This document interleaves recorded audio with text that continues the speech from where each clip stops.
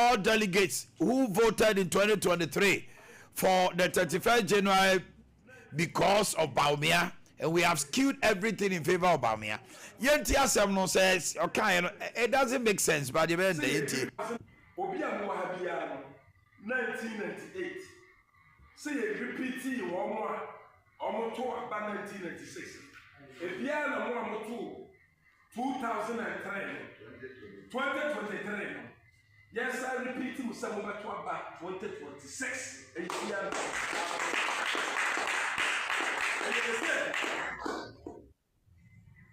I said, and yes, I repeat you. Until the master, sir, I am Baumia. And they repeat him. Said they are 40 near repeating one. Because said you probably na mammy back, na papa back, no more.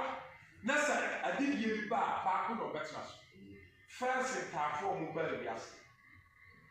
And as a canal Rebecca, I'm a boy, and Bramuno, and it is Diamuno. Not as I say, or per se is so, and you do not hear. And now the unit, as you say, or per se, joke of community not here. As a sort, I buy, baby, I know say, I want a cockatoo. The attendant said, I found a mouth of Tizuni. Every man will be our company. It is a map Baumia, now so this year, said the video about Baumia.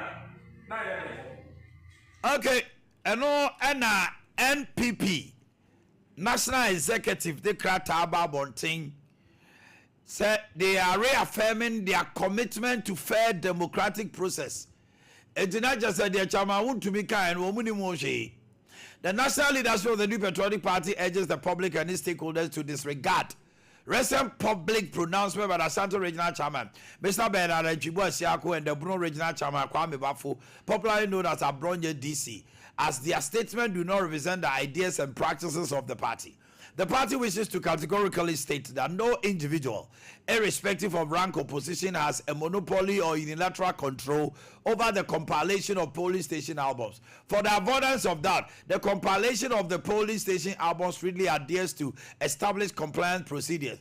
The National Secretariat will, at the appropriate time, issue clear and transparent guidelines, protocols and procedures designed to safeguard integrity, credibility and fairness at every stage of the process. We wish to assure all stakeholders, particularly polling station executives across the country, that said pronouncements should be disregarded and treated with the utmost contempt they deserve. In a related matter, Mr. Benenchubo has been heard alleging that a decision to hold the party's presidential primaries on January 31st, 2026 was calculated to favor a particular aspirant. The party affirmed that this assertion is unfounded.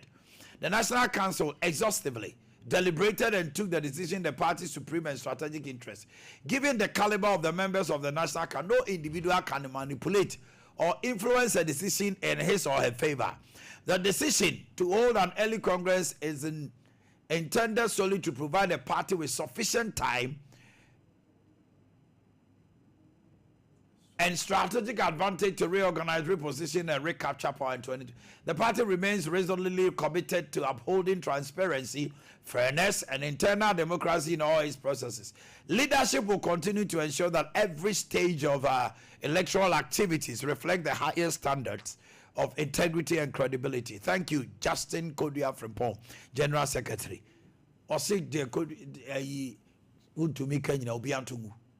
National Council ne kotena se no mo take a decision omo to omba se dwene ho ye no mo betu dwa se wontumi ne abronye se omo hyeda ye de ma baomia na omo to abawi a wa wan support baomia bi e be pamo e be tu afirade so wo ye executive e be pamo wo ye MP e be tu ni ade no omo ni ba bi e free ba eno nti omo ntwene chama wontumi so asa hit back Justin Kodia. My attention has been drawn to a statement issued by the General Secretary for the New Patriotic Party, Mr. Justin Kodia. As a senior member of the party, I want to set record straight before his statement forcibly paints me as an antagonist of our beloved party. Hey, throughout my engagement with people, I have never dragged in the name of our National Council, and that it is easily verifiable from videos shared online. For the avoidance of that, or also avoidance of that, I touched on the history of our party and how it can position us to win back power in 2028 with Dr. Bawumia. In 1995, executive of the MPP, mainly regional chairman, were the only group mandated by the party to vote. After 1996 internal primaries, the MPP had only 6 months to prepare and face the national election, and our flag bearer Ade Akye Abia had 39% after the exercise. Mr. Kufuor was given another chance by 1998 by the party delegates at Sunyani. Kufuor in the 2000 election was looking for 11 plus 1 to add to his 39, but Atamil's fresh candidate was looking for 50 plus 1. To link this to our current situation, Dr. Mamia is looking for 9 to win in 2008. I can't 9 pay. Okay. Aktiem ni nyina ko wie se wuntu me se de ko de ka no mo nyina no sibone. Jo. Kennedy akompra konso aso ye de krata akoma national executives. Almost a sanction Asante and Bono chairman for gross anti-party conduct. Eyazema untumi kan ni abronya kan ye no. Ena Kennedy Japan so ye so de command national executive say immediately omo fra omo no omo choma so. Na by the Japan and see 15 MPs na. Omo is in region omo ka say omo to support Dr. Bawumia no. Omo friend. 50 MPs from the Eastern region who play support for Dr. Bawumia called me. Omo friend we are no texting Bawumia can say Dr. Bawumia fear delegates. Now right chap say we say a secret. And then I can say we about it. Ah, Brian. Delegates and the 12 hours. This is the 20,000 delegates and the 12 hours. This is the region. 20,000 delegates. And then I'm 15. And then I'm 10 now. But also we 15 anyway. Say, I'm Chelsea IMP and the new. So we also support to go to Fufro. We participated down in the top 15, 1-5. So also support to Fufro. I have to give up here and give a more press conference. Now, our master will be the only and what do one year. Almost after every.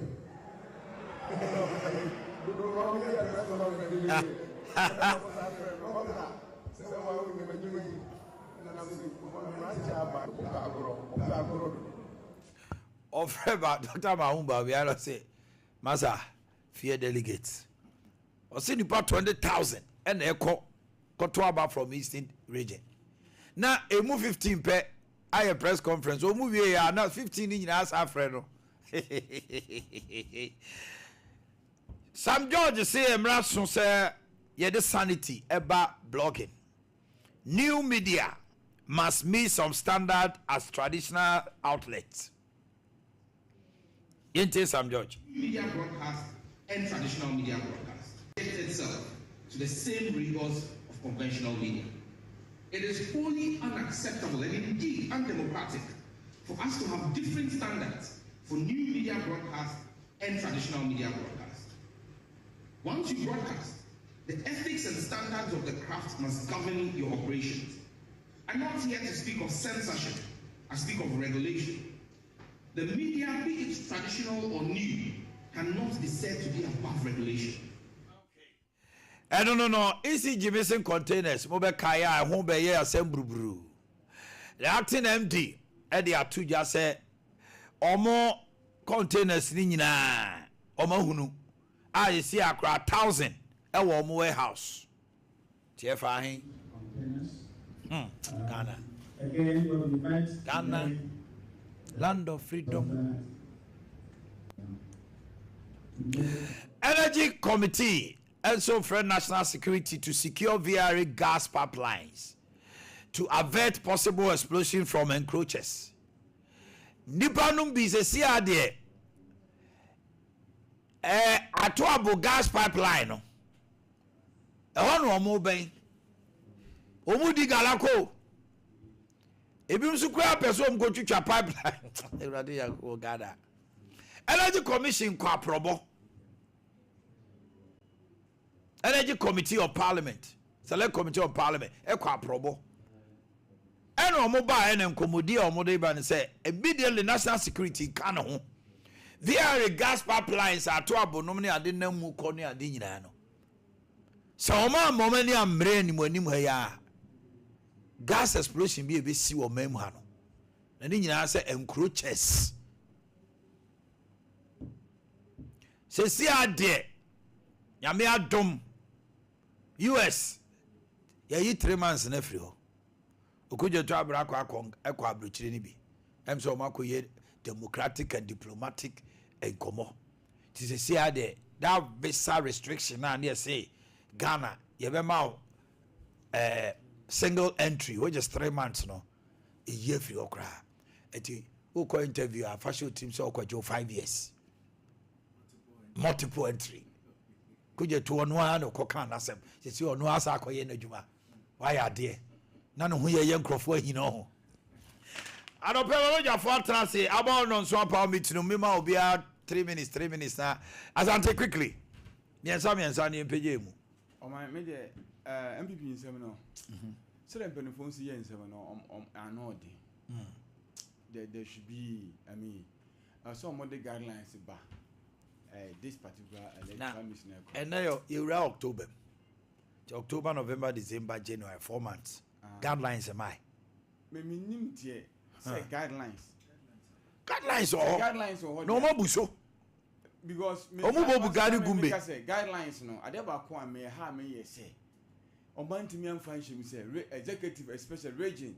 Ni national for no obi and stay away no die no Ukraine and MPs no kra bi akwakoto gu ma MPs for no obi aye no they say ene amunya neck for nyina so ye bi because obi aye one vote so they want to me ka ene dia abronya dia was say album na e wo ebro no e wo no ho na one e be che don konkoto aba na o ka on say eya entina na nipa ni bi ka say senkaye no say top down top now enke hono sa be some leaders be nan komo fi ho nanka party ni ho ato but you are using their position now to influence the whole of the position to me the mechanic say for guidelines ni wo there na say I'm resisting penifo they should crack the whip na rehab no crack na say penifo we mu untimi enhwepo mo there definitely na ekwahenfa MPs agwako declare regional executives, former DCEC declare, former ministers declare, a minority leader, former minority leader, Ujinaha, a majority leader, Ejinaha, and I say the Chemuno is so profound that medium. Asante is normal with going to elections. Not necessarily that, but the meme can say,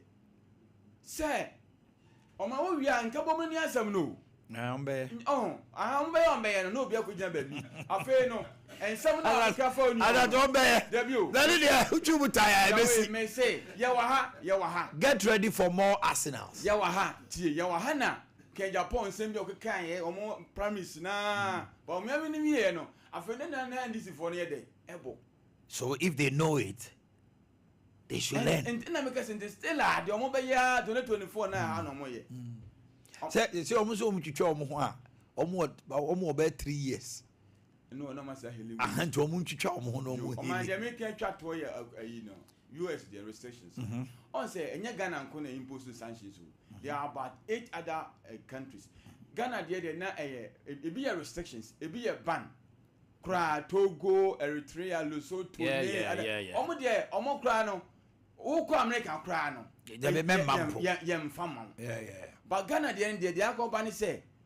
na bi ka say nansan aban hihye ya on US for no year say some West African nationals bi o no ba o mamu ebe detaining wo for some time later almost come mamu no and e boy no matter what Ghana as a corporate entity no onye bone of these decisions no o man they na America for no can say Ghana for money be I dey be some so mesua dey obruchi no overstay wo ha o ma obu mbokwa na school na okono kwa onko biu ento mu hu say na ma we koso no na Donald Trump dey eja wo buy no so de be ye adwuma akofo we aba Nyankopɔn da Roma dia ma oman we ahia Ghana for pan say next year na ya bo aman ni papi ne be ko wake up awa ko hwebi na onya 3 months akwa na agwa kwa yeden so what you say okwa agwa kwa yeden we there a good news ubenya 5 years at least ya bo ma ka cho so okwa o ma bi wa o David obeba na odi di na ekwa kwa ye say di papi wa sadio we bai o ma no musu nyina ye say wake up bai yenya 5 years ye benya 3 months akwa wi a Pastor na Donald Trump no so ma 5 years kana wake up na de ba ya and then this okota Arizona desert wo America hoso a be we go oba chew wonya yu kokowura America dia all right ma bi ti ojako asante una say woni sayabo ma he oba no be hitewa o say enya positive one can positive say yabo ama ni nkofo we there nipa no ha yabo ama say woni nyu akana me retract na next year ma go fra go pepisa we dey town Ghana jako ka so ye go jako ka so ye go Mame na se na yen share ya team for ahwefo aropa yi na menkɔhwɛ ECG missing containers no acting MD no kase containers no they have traced it na thousands retrieved to warehouses in Asifo no I think say ache I was saying by this time omo me ti ase containers na ira ye de omu hu ye no hen de kopie ye hwan mo na fire hen no mo de ko share no mo de ko ye den na irai sisi ade ye kind yes hanon pese o kire ye say ayira no but they came to tell us say omo check no ba akokra and free harbor they were all there but stock taking no am say neman ko yinti as to the issue of ayira there ombe catch say yenyi free adwene then they shouldn't come and tell us that the missing containers no omo tracy here who they shouldn't use that okay because omo kasari ana omo pese ye jitu mu say ayira no mako hunu and omo ko hu bi that's right the omo ko hu ye ne hefa no omo ko hu no nwamo ensa no na enam a ekopie ho no omo de koye den because eye oman ni nyina sika ene ye de akwakofa e de abase ye de bedi djuma aboa oman that's right and ohe nyina mo nkane ase de esi court na nsen ya oman anoden se enya dumso a they be a tariff adjustment e koso oba say the second year ejina so enra say sunyane na enje because but at this ana asante yaw meboa for quite some time ejina current na anoden and e bia sunyane agape so mo no mo ye na mo ye nepa for one netco mo ye netco and mo ne netco kana munyi biare ni ECG for free because enra na anoden okay omo ma ye hu ba bia kwa kopi that's right why go the fire omo de koye den say asotwe bia say wo say ye de mom aye de mom na yenya wo fa board ye ne banchire na sefo aye de omo ko to 6 years 12 years wa bra ne bone no enkonkudu ahi akom na de no ko fire yes wa fom but etoda nso anka saafo no ye wo kwan de omo be fa so atwe omo so na wo mo aye oman ajapade omo bo oman ne ka wo mo bo oman no wo mo se oman no ewia oman na me ehu se de ye oman nyina de no ba kofo pese ofa that's right saafo no ne aja omo saafo no obeti ye se yakwa negotiation or return some of the money na de eno na be bo oman no afa ne hu adi ekoba sa ye show mo kutupa se koso akoko wia wia otena bra ye bedi nkomo ne agi sika kakra de afiri ho that's right na fi wade wo enti mo ma ye nhwe sa de ne ntu anamo a eye of national interest anamo a ebe deter amanfo from doing some of these things mo ba about na mo be ka we nko ana ye ntehwi ye hu hwi ye hu anamo amatu a you are not doing us any good okay na mum ase mo de ya adwene and edi agro mo belittle your intelligence say you know your way through how to do some things na mo twa so na e di yes wrong mo hwe no ntu anamo na untumi ni abronya de no menim say men kase national executives ane yempanyfo no omo aye toothless they are menim because it's been far too long nakan it's been we say yourself wonka ka it's been far too long mama say we have this element in MPP almost say omo part of national council each and every time omo ba bonti no be ota west a west ne ye niema disa national ba ne abetwe ye ho national ba ne ye ba be krakra nsem no national ba ne ba be kan nsem de ato Ghana for akoma so say ne always it has been repeating itself. Why can't you make any move? Say you be a co-man be our constituency executive no two and a mobia we say na in terms of yakwa e come as a selective justice and they should be firm, they should be resolute. Na omuntu na mo bi ma party man nya hotoso e wo party ni mu say party no emfa ho ni nipa a wote ofom a wafom na omofom you cry to dey cry e gross e kosoro e kese but we don't see anything, we don't hear anything. Edi womuntu anamo womu nyina ye no ma party no nso nya akono yaw avanta untumi ne abronye nsense bi sani agoda wo ka say ye early days in you and your 4 months a day kwa akoto bay menim say we no akoto de woro ye mpra dwa ye o they am can asante dey anu osu ye de woro ye get ready for weapons of mass distraction. Distraction, your my distraction better be. Wait, now where the sun ya she? Oh, Asante, you are a connoisseur of politics. You are a connoisseur. You have been with the media for over 20-something years, and this you are seeing a choco. Ma December number running January. Profodum to be wura from. Yenya bronco enwura December na se yendi bronya ni wie. Wo dey obo hu dey be say personal issues nyina be pia bonten. Omo e be say da bo defect. Omo e be say da bo mo pa say me ni we ye adwuma na say na the subanti. Now we Asante we so say one. Asante hwe ni mo. Me no okay. Enya semfoforo. It is true.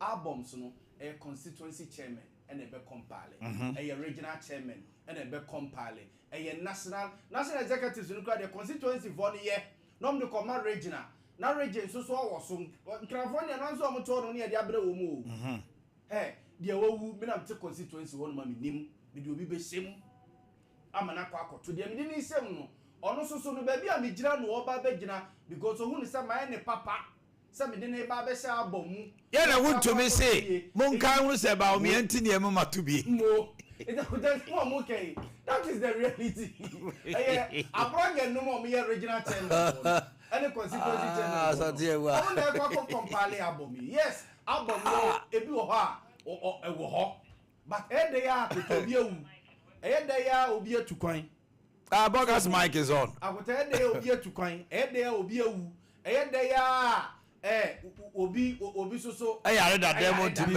ma ono so awanka say won to proxima no iti ebe po bia me na kwa akoto ye pedi pa na me na kwa akoto no ye hwe no ne ya gire ye pe abronya se bodo na di kura nim untimi ko ba bia abronya na gire nyo awuta eyade a esie eyade a the election shenanigans these things they happen iti wo na say wa mo ani amra ye be twa wabe na obere oni abro ade agwakodi ambo ayi say ayi bro de ya abro abronye butu and this officer di pano be ya now you go to court when you saw the medal you go to court adewe enye etubo wana omodu 31st no na amafo asalai ekuta beliefs pe ko party omo awutomo MPP they never learn anything court injunction nu nyina be pie yeah MPP they don't learn no they don't want to what they MPP they never learn anything yeah and vice president Professor Nana Jane Opoku Ajima eba Asante Mantema ebe hwe stores no ne ade on say NDC say Asantema yi dwadie etu be hwe omo ba bi omo situ so omo ma dwa kojobo nsu epeja akejets ho oye de obetumi aye sense be to aso wie ne che nran central market atra ho be si ne enwie na omoje central market sika no and omutumi secure 50 million Ghana cedis bi won chen o sense be by okoji bosia of fidelity so the Baba Ekro from Besine, Sebusian, Sefahine. Some time by on the offering, we are making arrangements. Take it to a more Baba Bisi Grove. Sampanya who and also train. Zuba by yet the Zuba see Sudabe. March April.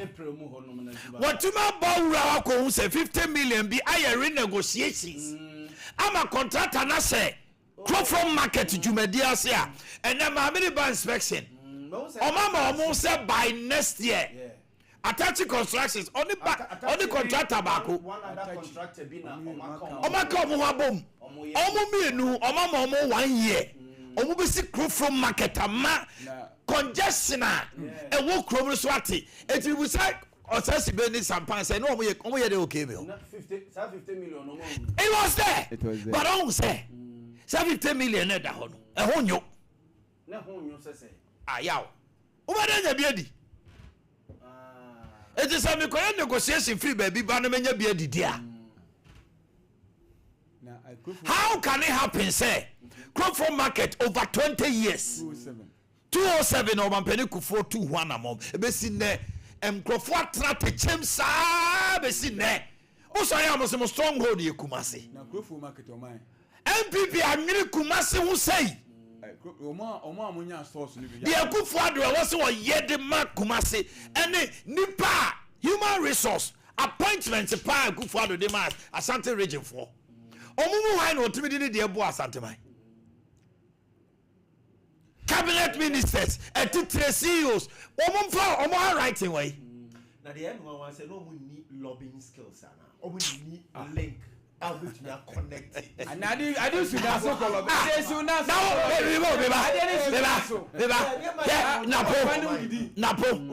Napo energy no see there be Kumasin Kanyanye. Enunti or the Ameriba. One farmer. Oba ye Kanya nyina. You see you be on ma. Utu say ko betwa bibi aboa.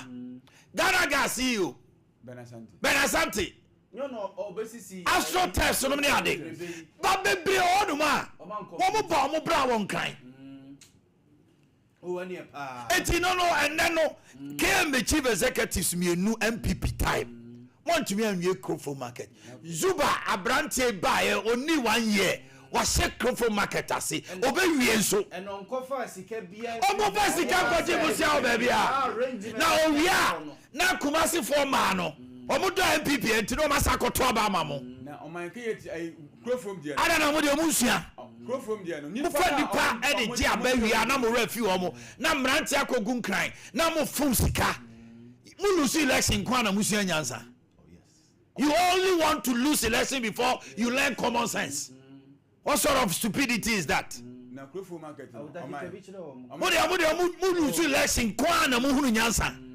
Moba power journey antami tititrit Asante region hwe de ma yeswame me tra ho ka sesa mutumi nya swame nwia ma mo fa mo sanka mo de munya de ho sa hwe de ma yeswame Kumasi akwan bebre enansu ahohoro ni nyina akọ yeah the asphalt overlay na say omdo mo nsako keka na basa Mr. Manya careful anya sports ne ye kwaba so na Asante region o koto aba abaka ka mo koto mo titi mo kika mo ho mo pese mo kum ho na mo ho fro Ghana for no enkoy enu baby ai your mama she send near ma mo de mo be di na tem na onya atwe mo be hu ada 4 years abana NDC oba you obi no asa be di mo so because you are telling Ghanaians you are not ready. Obi kasa konta danduruwa woni watemu o danduruwa woni watemu Asante kotoko ya mo bo ma baso o ma ko Nigeria ko kire o mo say kwara fo no o ma kwara o mo kra 1-0 enunti no Orlando betrase e ba say dia na ejai na ne kon hu tintini ko wase asare koroko na sa we de bu ko sua we koroko no mu ko sua we e Orlando bi bu sua asem koroko no e de ade ene ma ne de Asante koroko but just a time as white tip off